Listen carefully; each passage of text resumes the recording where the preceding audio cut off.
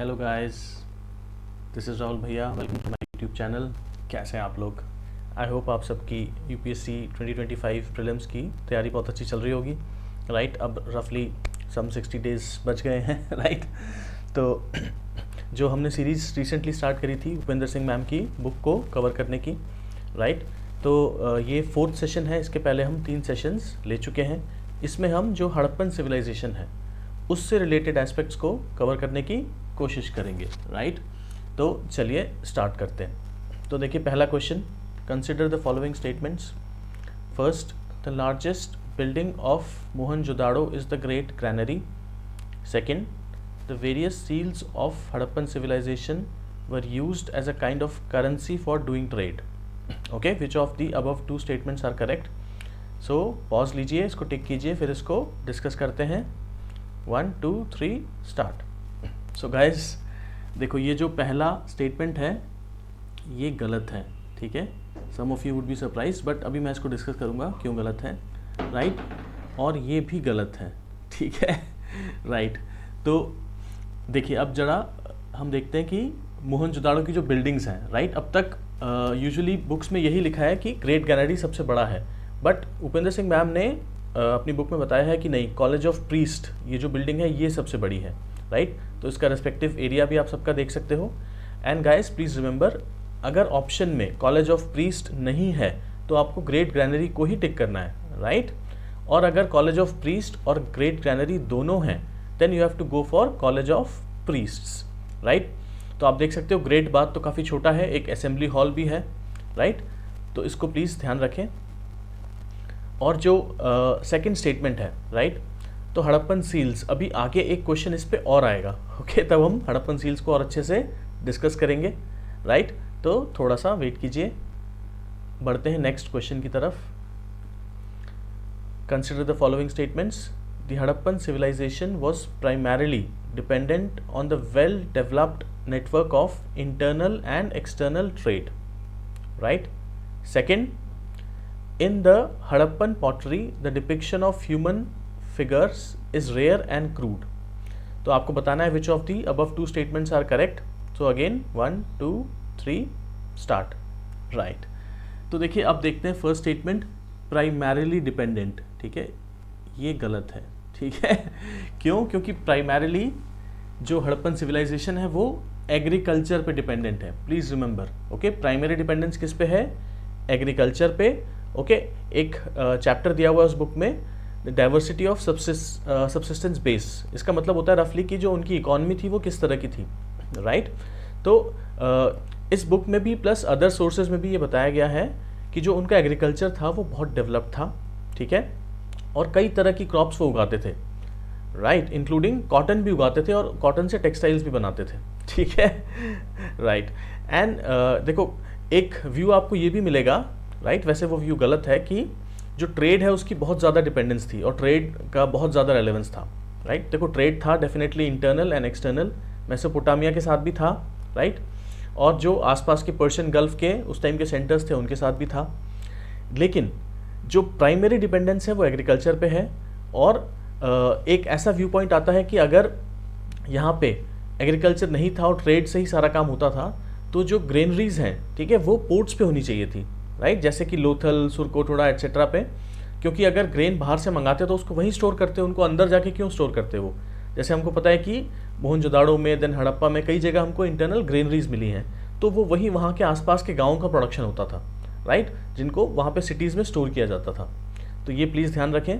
और ये जो ट्रेड था मेसोपोटामिया के साथ और पर्शियन गल्फ के साथ, इसको आप ध्यान रखें कि हमको एविडेंस बहुत कम ऑब्जेक्ट्स का मिला है। उधर मेसोपोटामिया में हड़प्पन ऑब्जेक्ट्स कम मिले हैं और इधर हड़प्पा में मेसोपोटामियन ऑब्जेक्ट्स बहुत कम मिले हैं। ठीक है, क्योंकि ये जो ट्रेड है ये जो पर्शियन गल्फ है उसके थ्रू होता था। ठीक है, और जो बहुत सारे वो आइटम्स थे वो पेरिशेबल थे। ठीक है, परफ्यूम, वुडन एस्पेक्ट्स, लेदर, ठीक है, वुडन ऑब्जेक्ट्स, तो वो सब पैरिश हो गए। ये इग्नू के जो नोट्स हैं ग्रेजुएशन वाले उसमें दिया हुआ है, तो ये प्लीज़ आप ध्यान रखें। इससे रिलेटेड आपको यूपीएससी उलझा सकती है, तो इसको प्लीज़ आप अच्छे से ध्यान रखें। राइट, अब ये जो सेकेंड स्टेटमेंट है, Harappan pottery, the depiction of human figures is rare and crude, ये करेक्ट है। ठीक है, तो अभी जरा ब्रीफली हम हड़प्पन पॉटरी को भी डिस्कस कर लेते हैं गाइस। देखो कई तरह की पॉटरी मिली है हमको हड़प्पन सिविलाइजेशन से, ओके। उसमें डेकोरेटेड भी है, नॉन डेकोरेटेड भी है, देन व्हील टर्न्ड भी है, हैंडमेड भी है, ओके। तो देखिए जो सबसे डिस्टिंक्टिव पॉटरी है, right, please remember the word distinctive, वो कौन सी है? ब्लैक ऑन रेड वेयर, ठीक है। इसका मतलब रेड कलर की पॉटरी है, उस पर ब्लैक कलर से डिज़ाइंस बनाए गए हैं, ठीक है, ये आप ध्यान रखें। और जो डिज़ाइंस हैं, ठीक है, वो बड़े सिंपल टाइप डिज़ाइंस हैं, नेचुरलिस्टिक डिज़ाइंस, जैसे fish scales, okay, simple horizontal lines, people leaves, intersecting circles, okay. तो आप जैसे ये भी देख सकते हो, यहाँ पे भी आपको दिखेगा हॉरिजॉन्टल लाइंस, ओके। फिर कुछ नेचुरलिस्टिक डिज़ाइंस हैं, ओके। एक और देखते हैं, ये देखो, ये एक स्टोरेज जार है हड़प्पन पॉटरी का, ये जो दिल्ली का नेशनल म्यूजियम है वहाँ पे है, राइट। तो ये आप ध्यान रखें कि जो ह्यूमन फिगर्स हैं वो रेयर एंड क्रूड हैं, तो ये हो सकता है अकॉर्डिंग टू जो आर्कियोलॉजिस्ट हैं वो कहते हैं कि हो सकता है इनका कोई सुपरस्टिशन हो, राइट। तो इसलिए भी वो नहीं बनाते हो human figures, okay. And guys please remember, Upendra Singh ma'am has clearly said that in other books also, जो बड़े अच्छे ऑथर्स की बुक्स हैं उसमें भी आपको ये मिलेगा कि हड़प्पन सिविलाइजेशन के जो सोसाइटी से रिलेटेड एस्पेक्ट्स हैं, ओके, रिलीजन से रिलेटेड एस्पेक्ट्स हैं और जो पॉलिटी से रिलेटेड एस्पेक्ट्स हैं, उसके बारे में हम कुछ भी कंक्लूसिवली नहीं कह सकते, okay. Why? Because the Harappan script has not been deciphered till now. तो इनसे रिलेटेड जो कुछ भी हम बताते हैं वो सब स्पेक्यूलेटिव होता है, ठीक है, वो अंदाजे हैं, एजम्पशंस हैं, राइट। कुछ अंदाज आप कह सकते हो, कुछ some are intellectually very sound, कुछ काफ़ी करेक्ट लगते हैं, बट अगेन कंक्लूसिवली हम नहीं कह सकते, बट इंटेलिजेंट गेसेस ज़रूर हैं आर्कियोलॉजिस्ट के, राइट। तो अब आगे बढ़ते हैं गाइस। देखो ये जो छोटी छोटी बातें हैं आप इनको प्लीज़ नोट कर लें, ये आपको एग्जाम में बड़ी हेल्प करेंगी। Consider the following statements with respect to the Harappan civilisation. Number 1, camel and lion were represented in the Harappan seals. Second, Malvan was the southernmost site of the Harappan civilization. Okay, 1, 2, 3, start. तो अब देखते हैं इसको। Camel and lion were represented, नहीं, okay, ठीक है। देखो camel नहीं है, लायन भी नहीं है, ठीक है, हॉर्स भी नहीं है और काऊ भी नहीं है, ये आपको ध्यान रखना है क्योंकि यूपीएससी आपको उलझा सकती है इनको देके। तो हड़प्पन सील्स को अभी हम जरा डिटेल में डिस्कस करते हैं गाइस, राइट। देखो तो जो मोस्ट ऑफ द सील्स हैं they are square in shape and are small in size, मतलब रफली 3.5 इंटू 3.5 सेंटीमीटर इनका साइज़ है, ठीक है। और उसके ऊपर हड़प्पन स्क्रिप्ट भी हमको मिलती है कई जो सील्स हैं उनके ऊपर, और वो राइट टू लेफ्ट ऐसे पहले स्टार्ट होती थी, फिर उसके बाद वापस लेफ्ट टू राइट, ओके। इसको बोलते थे बूस्ट्रोफिडॉन, राइट, कितना आप ध्यान रखें। बूस्ट्रोफिडॉन मतलब पहले राइट से लेफ्ट, उसके बाद अगेन लेफ्ट से राइट, इस तरह से जिगजैग, राइट। अब देखो ये जो है हड़प्पन सील्स, ये ट्रेड में करेंसी की तरह जो हमने पिछले क्वेश्चन में देखा था उसमें यूज़ नहीं होती थी। तो ये किस लिए यूज़ होती थी? उनके ऊपर स्टैम्प, ठप्पा लगाने के लिए, ठीक है, to seal the bundles of trade goods. तो इसको प्लीज़ ध्यान रखें, ये मैम ने दिया हुआ है अपनी बुक में और ये आपको अदर बुक्स में नहीं मिलता, तो इस पर क्वेश्चन आ सकता है, यूपीएससी पूछ सकती है। अब देखिए एनिमल रिप्रेजेंटेशंस हम देखते हैं सील्स पे, राइट, ये भी इंपॉर्टेंट है, कौन से हैं कौन से नहीं हैं। तो कौन से नहीं है वो ज़्यादा इंपॉर्टेंट है क्योंकि यूजुअली वो ही रहेगा, राइट, तो आपको उस पर एलिमिनेट करना ईजी हो जाएगा। तो देखिए यूनिकॉर्न सबसे common, right, then bull, then zebu, zebu होता है humped cattle, okay, then goat, tiger, elephant, rhino, buffalo and deer, ठीक है, और फिशेस भी। तो ये 9+1 आप इस तरह से ध्यान रखें। और ये 4 प्लीज़ ध्यान रखें, ये आपको ज़्यादा ध्यान रखने हैं कि क्या नहीं है। काऊ नहीं है, कैमल नहीं है, लायन नहीं है, हॉर्स नहीं है, ठीक है। तो हॉर्स काफ़ी कंट्रोवर्शियल है, उसको भी आगे क्वेश्चन आएगा उसमें हम डिस्कस करेंगे, राइट। तो प्लीज़ ध्यान रखो, टाइगर है गाइस, लायन नहीं है, ठीक है, राइट। तो चलिए आगे बढ़ते हैं। अच्छा, सेकंड स्टेटमेंट देखते हैं। Malvan was the southernmost site of Harappan civilisation. देखो ये करेक्ट है, ठीक है। अगेन ये उपेंद्र सिंह की बुक में दिया हुआ है, अदरवाइज आपको अदर बुक्स में मिलेगा दायमाबाद। बाकी इन्होंने दिया हुआ है Malvan in the Surat district, मतलब जो सदर्न गुजरात है उसमें, ठीक है। तो अगर ऑप्शन में मालवन नहीं है और दायमाबाद है तो आपको दायमाबाद टिक करना है, लेकिन अगर मालवन भी है दायमाबाद भी है तो आप मालवन टिक करेंगे, ठीक है। क्योंकि दायमाबाद जो है वो हमने पहले के वीडियोस में डिस्कस किया था, जो चैल्कोलिथिक कल्चर है, ठीक है, जॉर्वे महाराष्ट्र का, उसकी साइट है, ठीक है। कुछ जगह उसको हड़प्पन साइट भी बताया जाता है, राइट। तो डिपेंडिंग ऑन द ऑप्शंस आपको वहाँ पे डिसीजन लेना है, ठीक है। तो अगेन इसको प्लीज़ ध्यान रखें। आगे बढ़ते हैं guys, right. Consider the following statements. First, after the decline of mature Harappan phase in the Harappan region, मतलब पाकिस्तानी पंजाब, ओके। हड़प्पा कहाँ पे है? पाकिस्तानी पंजाब में। Jhukar culture developed, okay. अभी देखते हैं इसको, let's see whether it's correct और not. Second, after the decline of mature Harappan phase in the Sindh region cemetery H culture developed. 1 2 3, okay, let's discuss. तो गाइस ये जो पहला स्टेटमेंट है ये गलत है, ठीक है। दूसरा भी गलत है, मैंने दोनों को रिवर्स कर दिया, ठीक है, राइट। अब देखिए इस बुक में ये बताया हुआ है कि जो मेन हड़प्पन सिविलाइजेशन के जो मेन जोग्राफिकल जोन्स थे वो 5 थे, ठीक है। देखिए, राइट, 5 जोग्राफिकल जोन्स थे। कौन से? पहला था west Punjab and the Ghaggar Hakra valley, मतलब वेस्ट पंजाब जो पाकिस्तान में है पंजाब, ठीक है। Second, east Punjab and Haryana, इसमें आप नॉर्दर्न राजस्थान को भी इंक्लूड कर सकते हो। नॉर्दर्न राजस्थान, प्लीज़ एक इस बात को ध्यान रखें, ध्यान से नोट कर लें कि नॉर्दर्न राजस्थान ही हड़प्पन सिविलाइजेशन का पार्ट था, जिसमें कि कालीबंगा, ओके, जो राजस्थान के हनुमानगढ़ डिस्ट्रिक्ट में है। राजस्थान के 2 डिस्ट्रिक्ट्स हैं नॉर्दर्न राजस्थान, हनुमानगढ़ एंड गंगानगर, यहीं पे मिले हमको हड़प्पन साइट्स, क्योंकि ये पंजाब को टच करती हैं, राइट। जो हमने पहले की वीडियोस में डिस्कस किया था, इसी से कंटेम्प्रेरी जो गणेश्वर जोधपुरा कल्चर है वो है नॉर्थ ईस्ट राजस्थान में, ठीक है, वो चैल्कोलिथिक कल्चर है। सिमिलरली जो आहर बनास कल्चर है वो साउथ ईस्ट राजस्थान में है। तो इसको आप प्लीज़ कंफ्यूज ना हो, जो हड़प्पन सिविलाइजेशन है वो नॉर्दर्न राजस्थान में है, ठीक है। तो इस पे एक अच्छा क्वेश्चन यूपीएससी बना सकती है, तो प्लीज़ इसको ध्यान रखें। और जिन्होंने ये नहीं देखा है वो पहले का मेरा वीडियो देख सकते हैं, उसमें जो चैल्कोलिथिक कल्चर्स है उनको मैंने डिस्कस किया है। तो प्लीज़ आप इसको ध्यान रखें और इसको नोट डाउन कर लें, ठीक है। तो गाइस आगे देखो, Sindh third, then Kutch and Saurashtra, and then Ganga Yamuna Doab, okay. जो आलमगीरपुर है, जो ईस्टर्न मोस्ट साइट है, वो कहाँ पे है? यहीं पे है, ओके गाइस, जो सहारनपुर डिस्ट्रिक्ट है वेस्टर्न यूपी का, उसमें।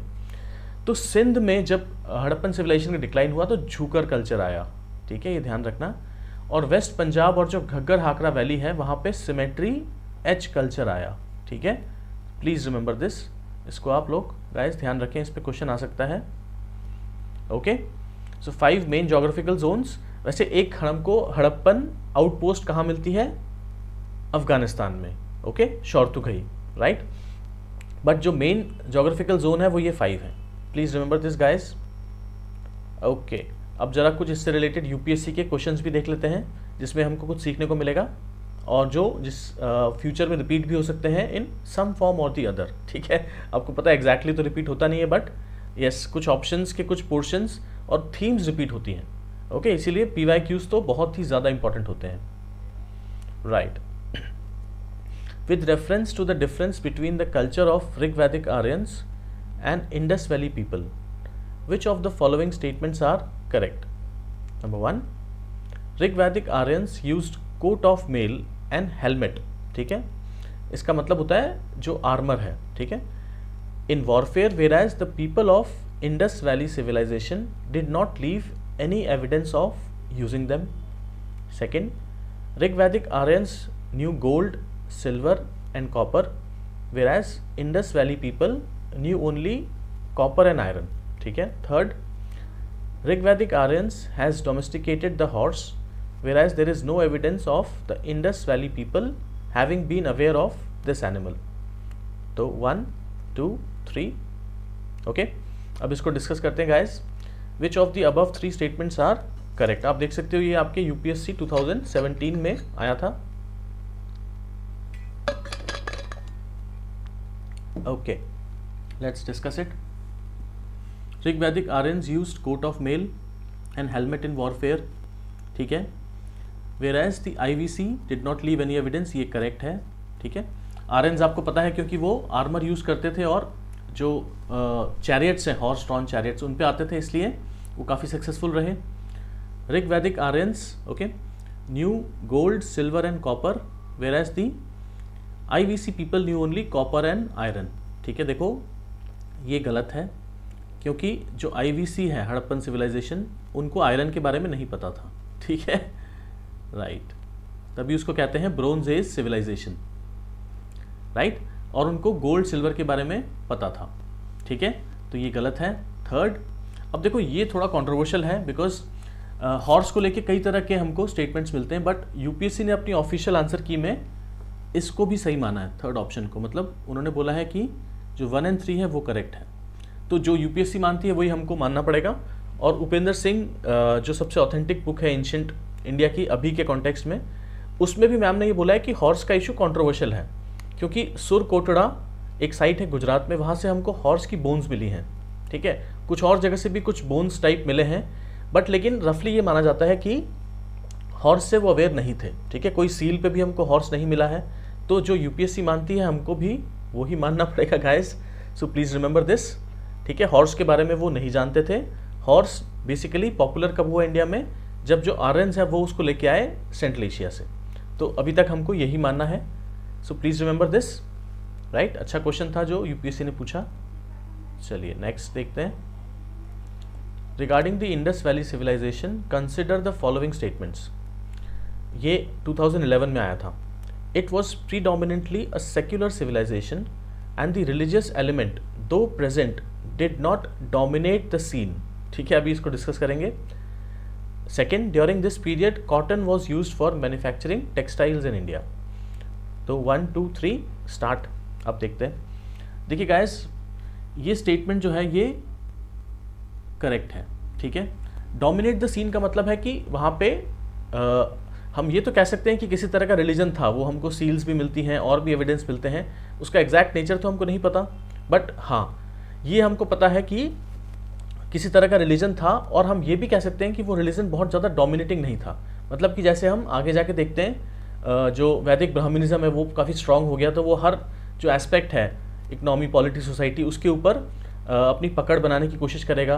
देन आगे हम देखते हैं इस्लाम में भी ऐसा है कि भाई आपको ड्रेस कोड फॉलो करना है, राइट, तो इसको बोला जाता है कि रिलीजन डोमिनेट कर रहा है। रोमन कैथोलिक में भी हम देखते हैं कि रिफॉर्मेशन के पहले और रफली आप कह सकते हो 18वीं सेंचुरी तक तो बहुत डोमिनेंस था रिलीजन का, इस तरह का हम कुछ भी नहीं कह सकते, ठीक है, राइट। तो ये अगेन इंटेलिजेंट गेस आपको करना है क्योंकि रिलीजन के बारे में एग्जैक्टली तो हम कुछ नहीं कह सकते, बट इस तरह तो आपको यूपीएससी में करना पड़ता है, ठीक है, आपसे ऐसे क्वेश्चंस भी आते हैं।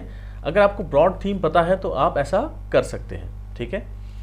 कॉटन वॉज यूज्ड, ये हमने डिस्कस किया था, करेक्ट है, थोड़ी देर पहले भी, राइट। मोहनजोदाड़ो से हमको कॉटन का क्लॉथ मिला है, so both are correct, right. चलिए आगे बढ़ते हैं guys. Which of the following characterize the people of Indus valley civilization, this was asked in 2013। Number 1, they possessed great palaces and temples. Second, they worshipped both male and female deities. Third, they employed horse-drawn chariots. So 1 2 3, okay. अब इसको discuss करते हैं guys. देखो पहला statement गलत है, ठीक है, क्योंकि हमको कोई टेम्पल नहीं मिला है, नो टेम्पल्स। एक मेजर डिफरेंस जो है गाइस मेसोपोटामिया में और इंडस वैली में, वो ये है कि जो मेसोपोटामिया की रूलिंग क्लास थी, राइट, क्योंकि वहाँ की स्क्रिप्ट से हमको काफ़ी कुछ पता चला है, वो क्या करती थी, एक तो अपने लिए बड़े बड़े पैलेसेस बनवाती थी रहने के लिए, और बड़े बड़े टेम्पल्स जिनको बोलते थे जिगुरट, ठीक है, क्या बोलते थे, जिगुरट, वो बनवाती थी। और इस तरह का हमको कोई भी एविडेंस हड़प्पन सिविलाइजेशन में नहीं मिलता है। तो आप कह सकते हो कि जो भी रूलिंग क्लास थी हड़प्पा की, राइट, वो प्रीस्ट थे कि ट्रेडर्स थे, राइट, वो हमको उसके बारे में कुछ भी नहीं पता कंक्लूसिवली, बट वो जो भी थे वो आप कह सकते हो वेलफेयर ओरिएंटेड थे, राइट, क्योंकि उन्होंने टाउन प्लानिंग पे और जो हाउस प्लानिंग है जिसको सेटलमेंट प्लानिंग भी कहते हैं उसके ऊपर पैसा खर्च किया, ड्रेनेज सिस्टम पे, राइट। और जो मेसोपोटामिया के रूलर्स थे उन्होंने अपने सेल्फ एग्रेंडाइजमेंट, ओके, उसके ऊपर खर्चा किया, देन टेम्पल्स पे खर्चा किया, राइट। अब देखो, they worship both male and female deities, ये करेक्ट है, राइट। हमको मिले हैं फैलस वर्शिप, जो लिंगा एंड योनि वर्शिप के एग्जाम्पल्स भी हमको मिले हैं, right. Third, horse drawn chariots, again ये तो गलत है। वाई? बिकॉज हॉर्सेस पे कौन आए थे चैरियट्स पे?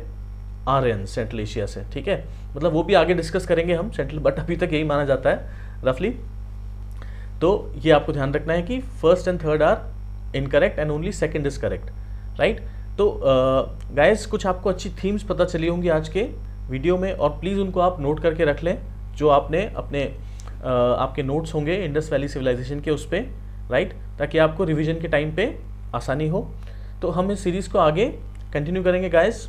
एंड उससे आपको मैं एक बात और बता दूं कि प्लीज़ आप क्या करा करें, देखो बेस्ट तो तैयारी होती है कोचिंग के साथ, ठीक है, और उसके साथ ही आप अपने पर्सनल ब्रीफ नोट्स भी बना लें, वो बेस्ट होता है। और कुछ स्पेस छोड़ दें ताकि कुछ भी आपको एडिशनल इन्फॉर्मेशन वहाँ पे मिलती है तो आप उसको वहाँ पे नोट डाउन कर लें, राइट। क्योंकि लास्ट में क्या होता है, आप बुक्स को और जो आपके प्रिंटेड नोट्स हैं, पीडीएफ्स हैं, उनको नहीं रिवाइज कर पाओगे 3-4 बार, इम्पॉसिबल है ये। लेकिन आप अपने लिखे हुए नोट्स को बहुत ईजिली रिवाइज कर सकते हो, ठीक है। आप एक हफ्ते में आराम से 10 रजिस्टर रिवाइज कर लोगे 2-3 बार, क्योंकि वो आपके खुद के लिखे हुए हैं, राइट। लेकिन अगेन ये बहुत चैलेंजिंग काम होता है नोट मेकिंग, तो ये आप कोचिंग क्लास के साथ ही करें तो बेटर रहेगा। और बहुत ही ब्रीफ नोट्स बनाएं, ओके, पूरे सेंटेंसेस ना लिखें, तो वो आपके लिए बेटर रहेगा। और मेंस में तो ये बहुत ही ज़रूरी है, ठीक है। प्रीलिम्स में तो अगर आप जो पुराने क्वेश्चंस हैं यूपीएससी के और जो स्टेट पीसीएस के एग्जाम्स होते हैं उनको अगर आप बहुत अच्छे से पढ़ जाएं पिछले 15-20 साल के, राइट, तो भी आप अपना प्री निकाल सकते हैं, राइट। काफ़ी चांस है कि निकाल लेंगे, थोड़ा स्मार्टली तो आपको प्रिपेयर करना ही पड़ेगा, बिकॉज अब ये यूपीएससी प्रीलिम्स बहुत चैलेंजिंग होता जा रहा है पिछले 3-4 साल से, हमने पहले भी डिस्कस किया है। So thank you guys for watching, हम मिलते हैं नेक्स्ट वीडियो में, तब तक के लिए, राइट, अपनी अच्छे से तैयारी करते रहें, यूपीएससी प्रीलिम्स बहुत क्लोज है। Thank you.